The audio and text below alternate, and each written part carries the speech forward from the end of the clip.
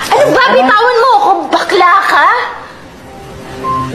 Why do you keep on saying na bakla ako? Kasi mahal kita. Yes, it's a big revelation. At lahat ng mga lalaking nagugustuhan ko, puro sila bakla. Lahat. Kung alam ko ano talaga kasalanan ko sa Diyos at talagang sinumpa niya ako na lahat ng lalaking nagugustuhan ko, puro sila bakla. Lahat. Teka, sandali. Mahal mo ko? Tanga-tanga ko, di ba? Hindi na ako nadala. Sa lahat ng bading sa buhay ko, ikaw yung pinakabakla.